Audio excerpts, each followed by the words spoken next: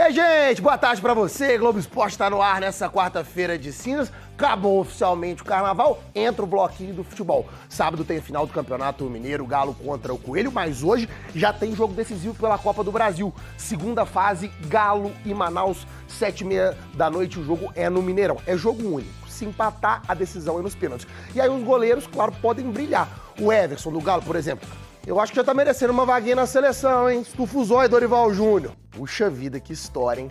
Ó, e ontem o Galo fez o último treino em preparação para essa partida de hoje à noite na cidade do Galo. O Galo tem alguns desfalques, né? O Cuca com problemas para essa partida. O Hulk, por exemplo, tá fora, né? Ele teve uma lesão na coxa direita, tá fazendo fisioterapia. A intenção é que ele volte pro jogo de sábado, final do Campeonato Mineiro contra o América. Ó o Scarpa aqui. Ele deu um susto semana passada, teve um problema no tornozelo direito, mas aqui, ó, o tornozelinho parece que tá bem. Tá treinando normalmente e deve ser novidade para esse jogo. Inclusive, vamos ver o provável time do Atlético para hoje à noite do Cuca, que a gente tá apostando exatamente nisso. Ó, Scarpa tá aqui no meio de campo, claro que se não jogar ele poderia entrar o Rubens por aí, mas a gente acredita que o Galo vai entrar em campo com o Scarpa no meio e o Daverson na frente no lugar do Hulk, já que ele tá fora dessa partida. Fechando o ataque, Coelho pela direita e o Rony pela esquerda, que inclusive falou sobre o adversário de logo mais. Vamos ouvir. Quando se trata de um mata-mata, de um jogo que você pode ser eliminado, então você tem que focar ainda mais, porque nesses jogos aí a gente não pode ser surpreendido. Quando se trata de eliminação, então entrar todo mundo ligado, todo mundo concentrado para sair com a vitória, que é o mais importante. Parece carnaval, mas não é. É reportagem das antigas do Globo Esporte. Até eu fiquei perdido na multidão. André! Eu conheço essa voz. Guto Rabelo? Isso foi em 2012 e eu só acredito porque eu tava lá. O André fez 3 gols e quase saiu pelado. Esta não foi a primeira vez que André fez 3 gols com a camisa do Atlético. Bonitinho, Guto, novinho. E bonitão o gol de bicicleta do André. Dá uma olhadinha no gol e aprender a fazer gol de bicicleta. A gente relembra esse jogo em que o atacante foi a estrela do Galo. E você quer saber se ele ficou peladão mesmo? Te conto já já. Gente do céu, 1h09 da tarde. Não pode mostrar essas coisas na tela. Já já a gente te conta. Segurem as suas roupas.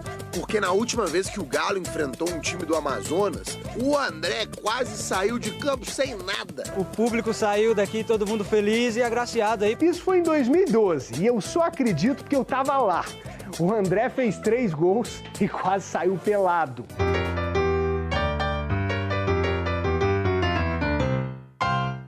Você lembra do André, né? Cara, o André Balada é um personagem, né? Atacante, revelado junto com o Neymar no Santos, marcou época em vários times do Brasil e nas boates da vida também. Ele adora. É óbvio que eu gosto de sair, gosto de dar minhas voltas, mas não tão igual as pessoas pensam, né? Em 2012, antes de Ronaldinho, Jô e companhia chegarem ao Atlético, o André era um dos destaques do time do Galo. E teve uma das grandes atuações pelo clube lá em Manaus. André foi o grande astro numa noite em que o Atlético deu olé e só fez golaços. 12 de abril de 2012. E o Atlético do Cuca goleou o Penharol do Amazonas pela segunda fase da Copa do Brasil. 5-0, com 3 gols do André, incluindo essa obra-prima de bicicleta. Muito bonito. E que foi um gol que o parceiro Neymar ainda não fez. Vou mandar mensagem pra ele ali, pra ele depois dar uma olhadinha no gol e aprender a fazer gol de bicicleta ali. E não é que com o tempo o Ney aprendeu? Graças ao professor André, claro. Foi uma meia bicicleta, não considero uma bicicleta total, mas pode colocar ali na estante. Tá valendo. Assim como tá valendo lembrar do André também, que hoje aposentado tá mais tranquilo, só pra curtir a vida. Já fica avisado, se me ver na rua eu posso. Bom dia, CJ, Grice, Cabidão, Rafa, Vini. Bom, vamos lá falar do Atlético, porque às 7h30 da noite tem Atlético e Manaus pela segunda fase da Copa do Brasil. Mas antes de falar do jogo, CJ, tivemos as primeiras contratações, talvez as primeiras ações, olhando de fora do Atlético, do Luiz Carlos, novo gerente da base. Ele trouxe 3 jogadores que ele já conhecia da base do Flamengo, o Ryan Pablo e o Vitor Melo, que são atacantes, vão integrar o Sub-16 do Atlético, e o Wallace Araújo do Sub-12. São jogadores que ele já conhecia e agora ele traz pro Atlético, já movimentando com quem ele conhecia dos tempos de Flamengo. Lembrando que desde 2015 ele estava lá no time da Gávea. Sabe? Rapidinho, esses jogadores, eles já tinham saído do Flamengo ou eles saíram agora? Você tem essa informação? Vou procurar isso certinho, Rafa, mas eu acho que eles saíram agora, eles assinaram com o Galo agora. Eles já conheciam, o Atlético já tinha eles no radar, mas essa contratação só foi feita depois que o Luiz Carlos chegou na base do Atlético. Entendi. Vou procurar se eles já estavam, se eles ainda tinham um vínculo com o Flamengo ou não. Porque, e passo para vocês. O diretor gosta muito de um jogador e o treinador que está lá não gosta. E fala, não quero contar com esse atleta. Às vezes ele sai, o diretor fala, pô, uma pena, eu gosto muito desse jogador. E fica no radar do diretor. E aí, quando acontece isso, ele acaba trazendo. Por isso que foi a pergunta foi nesse sentido. Fica entendeu? Tipo, ele foi afastado pelo treinador, saiu. Ou foi para um outro clube. Foi para outro clube, não está tendo oportunidade, vai lá e busca esse menino que Exatamente. Isso é a posição desse. Qual a posição Dois desse? atacantes. O Ryan e o Vitor, eles são atacantes. E o Wallace, como ele ainda é do Sub-12, ainda fica naquele negócio, joga aqui no meio, abre um pouco, joga de lateral, pode jogar por dentro. Então ainda fica buscando, porque no Sub-12 é mais uma formação. O Atlético está com uma ideia muito similar ao que o pessoal do Palmeiras faz, que nesses momentos de formação, a gente pode até pegar o caso do Neto, que foi um que subiu com 16 anos e não teve essa transição muito bem feita, ele jogava tanto de lateral, como de volante, como de meia. Então, para você definir, ele joga nessa posição com 12 anos, é complicado, talvez você até fecha uma porta para o jogador que vai desenvolver, tanto fisicamente como tecnicamente, e isso pode mudar muito ainda, CJ. Mas falando de Atlético e Manaus, hoje 7h30 no Mineirão, jogo da segunda fase, jogo único, jogo que se ficar empatado no tempo normal, vai para os pênaltis. Expectativa de 30 mil torcedores lá no Gigante da Pampulha. E claro, você também pode participar aqui dos ingressos do 98 Esportes. Daqui a pouco o CJ vai dar o caminho das pedras para você participar aí do Dia de Estrela. E CJ, lá na central do Carnaval que a gente tá fazendo lá no P7, atualizei vocês que o Scarpa havia treinado na segunda, treinou ontem na parte da tarde também normalmente com o elenco. O Hulk segue na fisioterapia. A gente até destacou que no domingo de folga ele foi para a Cidade do Galo, seguiu seu tratamento. Ele até postou nas suas redes sociais que viralizou ele fazendo uma sauna, depois uma banheira de gelo com a estrutura que ele tem na casa dele para tentar acelerar esse processo. A tendência é o Scarpa começa como titular hoje, tudo normal, e o Hulk deve jogar a final do Campeonato Mineiro no sábado contra o América. Isso tudo se não acontecer nenhum fato novo daqui até o jogo de 7h30 da noite, ainda nessa quarta-feira. A tendência, Scarpa como titular hoje e Hulk titular no sábado contra o América, mas hoje contra o Manaus não deve ir para o jogo. Tendo isso em vista, o Cuca, que sempre leva esses jogos de Copa do Brasil muito a sério, vai com força máxima. Então, Everson no gol, Natanael na lateral direita, Lianco e Alonso formando a dupla de zaga e Guilherme Arana na lateral esquerda. Dupla de volantes com Gabriel Menino e Alan Franco, como já de costume. No meio de campo, Gustavo Scarpa. No ataque, Coelho, Hulk e Daverson entrando no lugar do Hulk. Coelho e Rony, falei Coelho e Hulk, né? Coelho e Rony com Daverson no lugar do Hulk. O trio ofensivo do Atlético ali com muita movimentação, mas o Daverson como homem de referência. E aí eu queria perguntar para vocês, sem o Hulk, quem vocês acham que tem que chamar essa responsabilidade de ser o protagonista do time? É o Rony, é o Scarpa, é um conjunto? Queria saber a opinião de vocês aí também. Passando a bola pra você então, Mirandinha. Domina no peito e está jogando aí. Ô Henrique, assim, o Hulk não é nem aquele cara que pega na bola o tempo inteiro, que faz o time jogar. O Hulk é muito decisivo. Em vários momentos ele estava mal no jogo, ele tirou um coelho da cartola, fez um gol de falta, driblou 2 e fez um gol, deu uma assistência. Não é o cara que é aquele cara que você fala, pô, esse cara, por exemplo, hoje no time do Galo, o cara que talvez faz, mas o Gabriel Menino tem feito bem isso, procurado o jogo, tentado um passe mais difícil. O próprio Scarpa, mesmo nos jogos que ele erra muito, é um cara que pega muito na bola, que tenta muito, que tenta o chute, que tenta o cruzamento. Então eu acho que o Hulk nem é esse cara que faz o time andar. Então o Galo não vai ter, acredito, esse problema. Mas o poder de decisão dele é incomparável, né? Perder o Hulk em qualquer jogo é ruim. Mas eu acho que o Atlético tem um bom elenco, o adversário é tecnicamente muito inferior ao time do Galo. Se ele mantiver aí a sua intensidade e próximo do que ele tem feito nos últimos jogos, eu acho que ganha até com uma naturalidade.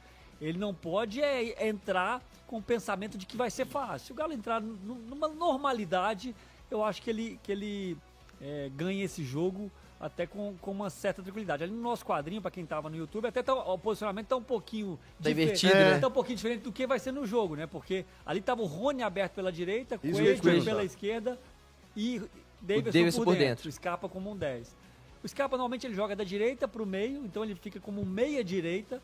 E o Rony junto com o Davidson, mais por dentro, abrindo o corredor pro Natanael, né? O Scarpa abrindo o corredor pro Natanael. E então, o Coelho pela esquerda, como o próprio Cuca falou, a gente até debateu isso, né? Fazendo aquela dobradinha com o Arana pelo lado esquerdo. Se aproximando, até isso. Pode, sim, é pouco ainda pra gente falar, mas os jogos que ele se fixou mais ali, o Coelho, facilitou um pouco a vida do Arana. O futebol do Arana melhorou.